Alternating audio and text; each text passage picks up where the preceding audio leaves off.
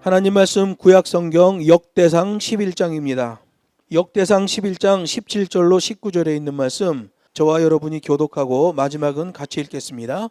다윗이 사모하여 가로되 베들레헴 성문 곁 우물물을 누가 나로 마시게 할꼬 하매 이 세 사람이 블레셋 사람의 군대를 충돌하고 지나가서 베들레헴 성문 곁 우물물을 길어 가지고 다윗에게로 왔으나 다윗이 마시기를 기뻐 아니하고 그 물을 여호와께 부어드리고 가로되 내 하나님이여 내가 결단코 이런 일을 하지 아니하리이다. 생명을 돌아보지 아니하고 갔던 사람들의 피를 어찌 마시리이까 하고 마시기를 즐겨 아니하니라. 새 용사가 이런 일을 행하였더라. 아멘. 본문 말씀을 가지고 사명이 있으면 문제가 돌파된다라는 제목으로 하나님 말씀을 증거하겠습니다. 본문 말씀은 군사적 의미로 한번 해석해 볼 수 있고요. 그리고 신앙적 의미로 해석해 볼 수 있습니다. 여기 18절에 보면 블레셋 군대를 충돌하고 지나갔다 할 때 이 충돌하고 지나가다라고 하는 히브리어는 와이 이비코우라는 말이에요. 우리말로 그냥 직역을 하면 그렇게 경계망을 뚫다라는 의미예요. 그렇게라는 말이 강조되어 있는 거죠. 그렇게 경계망을 뚫다는 이 그렇게라는 말에 포함된 언어는 죽음을 무릅쓰고라는 말이에요. 죽음을 무릅쓰고 그렇게 경계망을 뚫다라는 말이에요. 그렇게도 위험하기에 최정예 훈련의 특수 요원이어야만 했는데 그렇게 베들레헴 주둔군을 뚫고 목적지에 갔다가 임무를 완수하고 돌아왔다는 말이에요. 다윗은 용사들이 베들레헴 성문 옆 샘에서 길어온 물을 여호와께 전제물로 부어드렸습니다. 왜냐하면 그 물은 용사들이 죽음을 무릅쓰고 떠온 물로서 그들의 피와 다를 바가 없는 거예요. 성경도 말하잖아요. 그렇게 경계망을 뚫었다. 죽음을 무릅쓰고 경계망을 뚫었다. 이렇게 말하고 있는 거예요.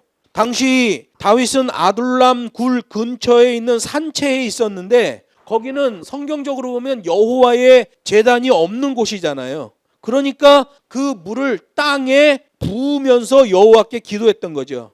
그러면 용사들이 떠왔는데 이거 물이 아니라 피입니다. 주님, 나 이거 도대체 못 마시겠습니다. 그리고 이렇게 땅에 붓다. 그렇게 생각하면 여러분은 성경을 반쪽으로 보는 거예요. 이건 신앙적으로 또 해석해야 돼요. 왜냐하면 신명기 12장 16절에 보면 피를 제단에 붓지 않을 경우에는 물같이 땅에 쏟으라 이렇게 돼 있어요. 하나님께 제사를 해야 되는데 거기가 제단이 없어. 근데 제물은 잡았어. 그럼 피를 물처럼 땅에다가 쏟게끔 하나님의 율법이 명하고 있단 말이에요.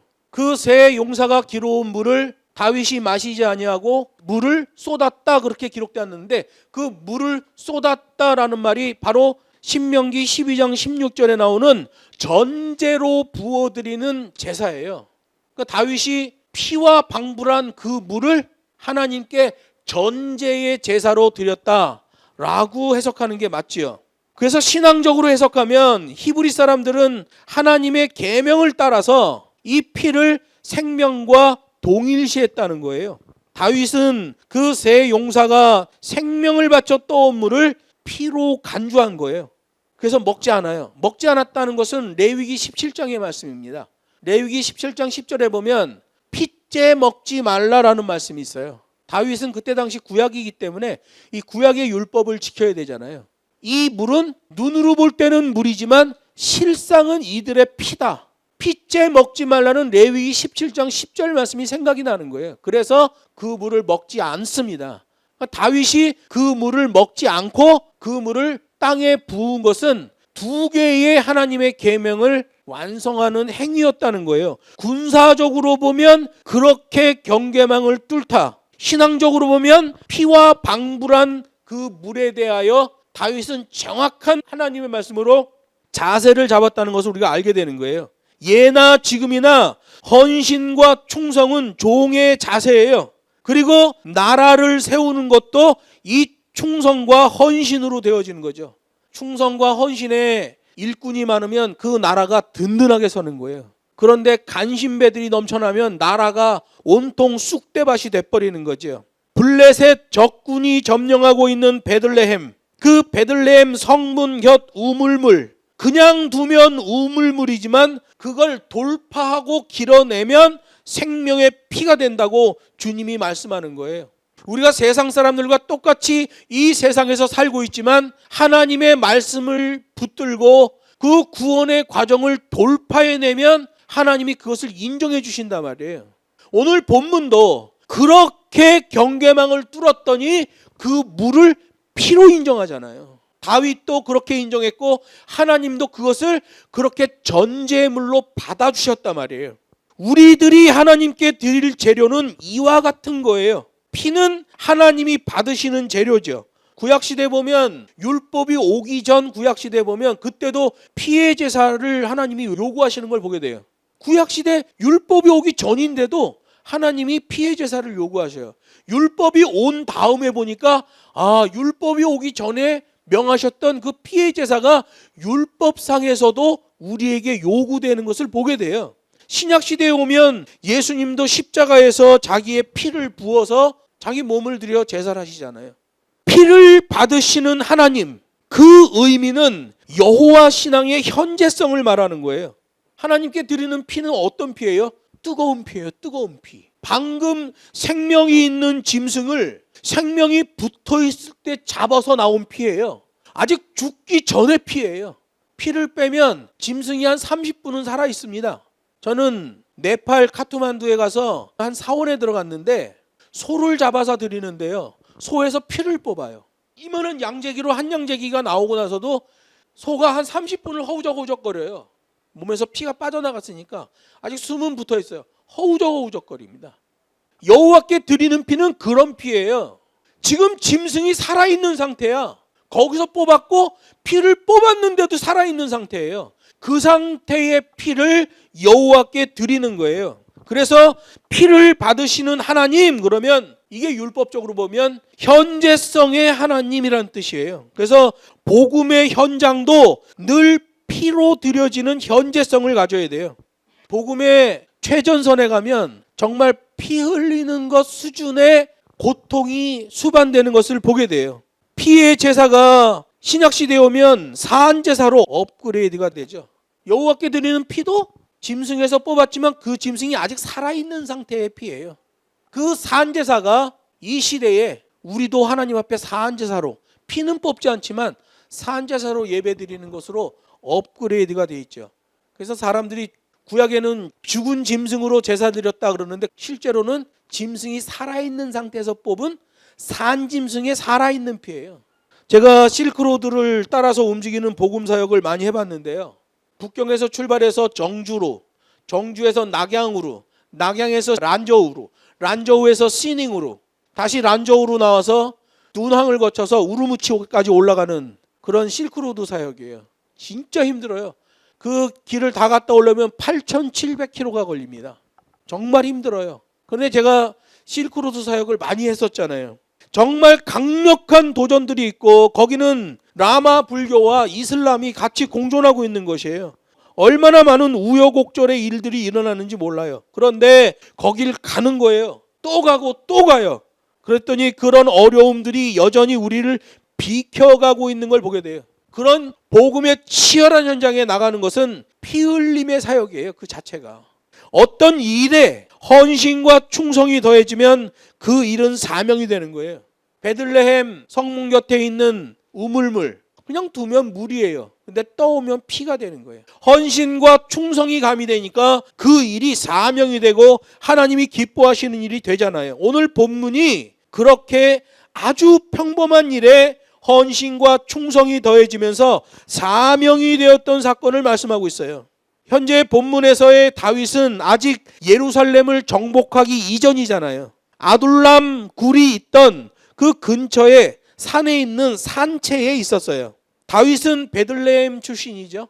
거기서 태어났고 거기서 어렸을 때 양치는 일을 하며 성장했단 말이에요. 그러다 보니까 베들레헴 곳곳에 어디에 뭐가 있고 양떼에게 먹일 물은 어디 있는지 다 알고 있는 거예요. 그런데 역사적으로 보면 사무엘상 31장에 보면 길보아 지역에서 전투가 일어납니다. 블레셋과 이스라엘의 전투가 일어났는데 그때 이스라엘은 사울 왕과 세 아들이 참전을 하게 되죠. 그 길보아 전투 때 사울 왕의 세 명의 아들들이 다 죽습니다. 그러면서 베들레헴을 뺏겨버려요. 그 이후로 베들레헴 땅이 회복되지 못하고 있는 상태예요. 다윗이 아둘람굴 근처에 있는 산채에 머물고 있었는데 그 아둘람굴 근처는 물도 귀했고 그나마 얻을 수 있는 물도 좋은 물이 아니었어요. 석회가 많이 섞여 있는 그런 물이란 말이에요. 그러니 더욱 베들레헴 샘물이 생각날 수밖에 없죠. 거기서 태어난 다윗에게. 지금 추석 연휴 기간인데 추석 되면 고향이 생각나는 것처럼 아둘람굴에 있는 다윗이 볼 때 건너편에 베들레헴의 그 성문 옆에 있는 맑은 우물물이 생각이 안 날 수가 없는 거죠. 오늘 본문에 보면 베들레헴 성문 옆에 있는 물, 이렇게 샘물이라고 되어 있는데 히브리어로는 보르라고 되어 있어요. 깊고 맑은 물이에요. 그래서 히브리 사람들의 그 문헌에 보면 이걸 어머니 샘물이라고 불렀어요. 어머니 샘물. 베들레헴 성에 사는 사람들이 그 물을 길어서 먹고 사는 거예요. 이 물이 없으면 안 되는 거예요. 어린아이가 엄마의 젖을 먹지 않으면 죽는 것처럼 베들레헴 사람들은 이 깊은 샘물에서 나오는 이 물을 먹지 않으면 죽는 거예요. 그래서 베들레헴 사람들이 오래전부터 그 샘물의 이름을 어머니의 샘물이다 이렇게 불렀고요. 어떤 사람들은 그것을 요셉 구덩이의 샘물이다라고도 불렀어요. 우물이 깊어서 형들에게 요셉이 구덩이에 빠져서 애굽으로 팔려간 사건을 기억하며 야, 이 구덩이 참 깊다. 요셉도 이런 구덩이에 빠졌겠지. 라고 해서 그 우물의 별명을 요셉 구덩이의 샘물이라고 불렀던 거예요. 그리고 종교인들은 그 샘물에 대하여 시면의 구덩이에서 나오는 생명의 기운이라고 인식을 했던 거죠.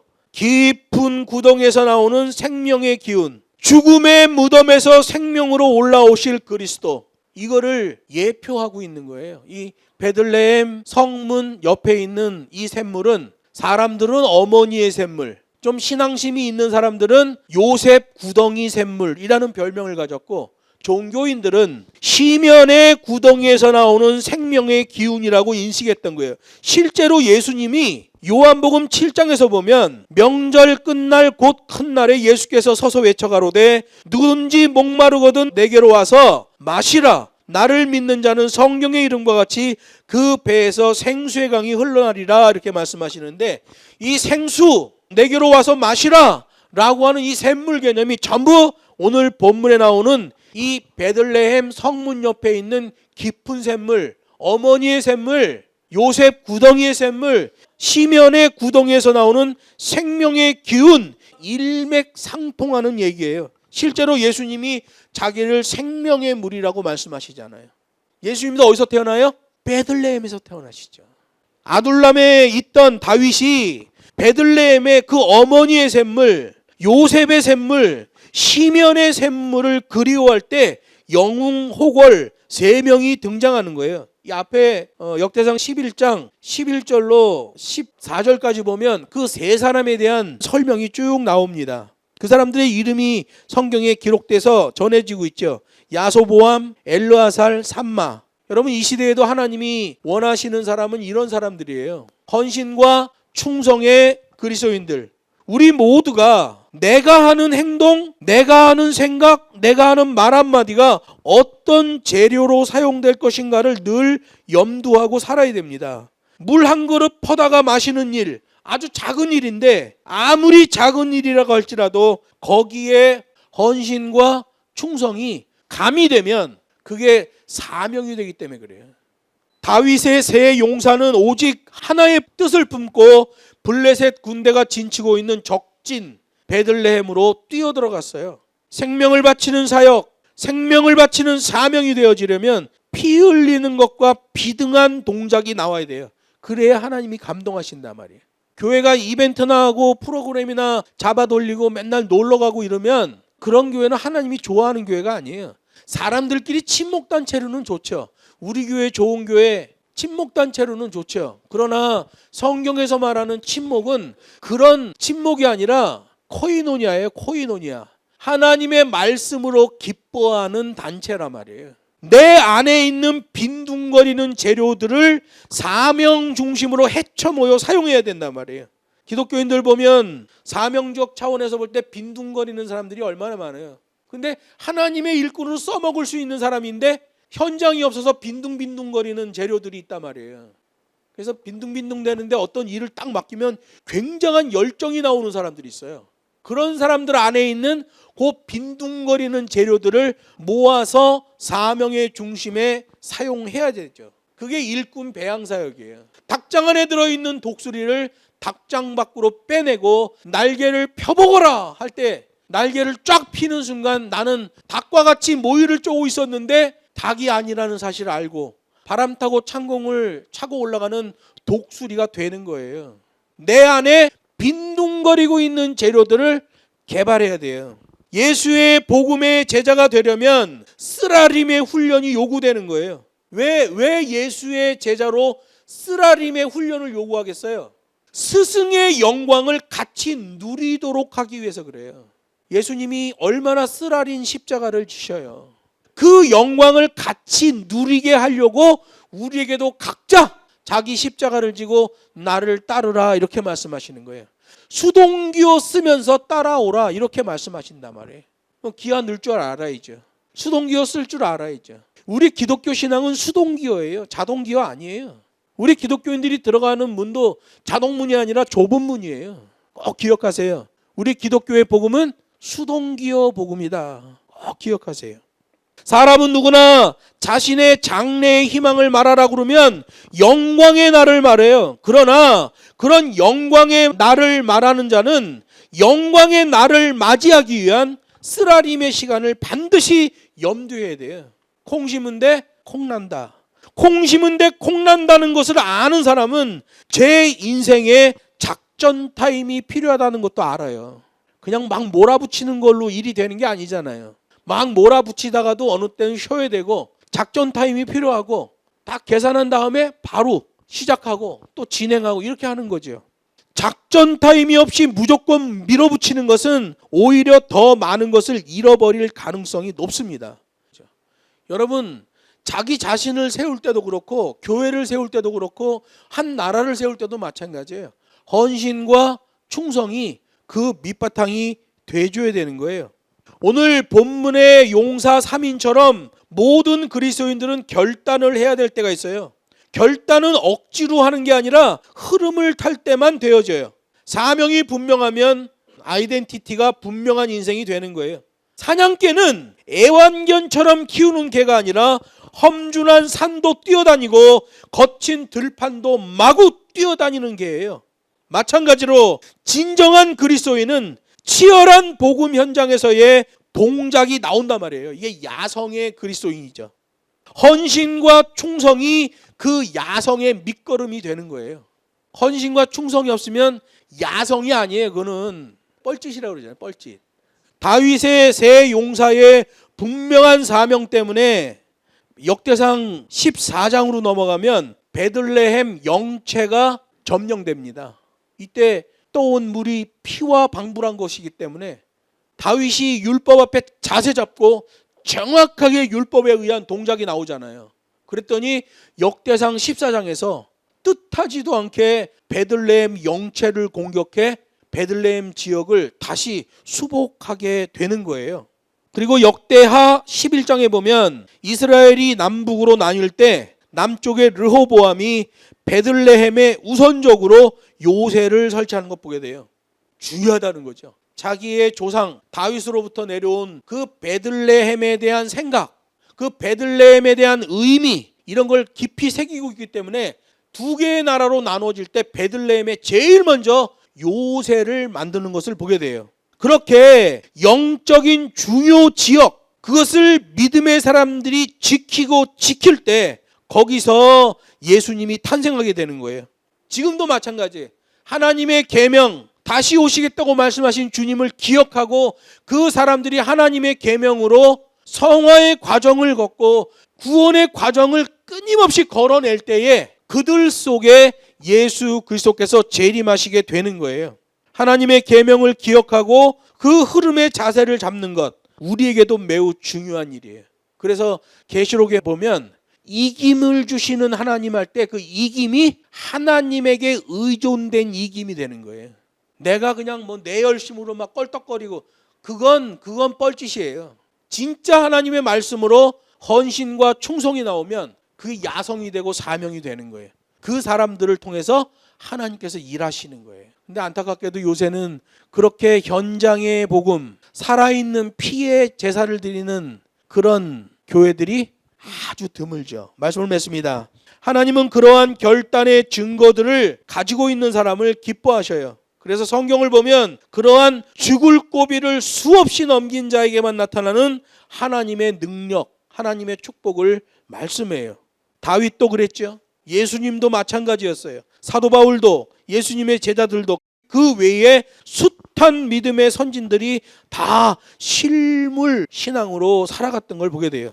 사도행전적 증거는 사도행전적 고난을 통해서만 나타나게 되고 그게 진짜인 거예요. 고난 없이 영광은 없는 거죠. 사명이 있으면 그 어떠한 문제라도 돌파가 되어지는데 사명 이전에 반듯한 자세와 결단, 그 영적인 무장이 더 중요하다는 거예요. 그래서 우리는 자기 자신에게 질문해야 돼요. 나에게도 복음 때문에 결단해야만 하는 현장이 있는가? 그런 살아있는 복음의 현장을 가지고 있는가? 고민해야 돼요. 여러분이 여러분의 삶의 현장에서 작은 것 하나 선택 상황에서도 복음의 승리, 하나님께 영광을 일궈낼 수 있는 방향으로 자세를 잡으면 돼요. 그러면 오늘 본문에 나오는 다윗의 새 용사처럼 물을 피 만드는 그런 열정의 사람이 되어지는 거죠. 그런 몸부림치는 현장을 사모하고 담아내는 저와 여러분 되기를 주 예수의 이름으로 축복합니다.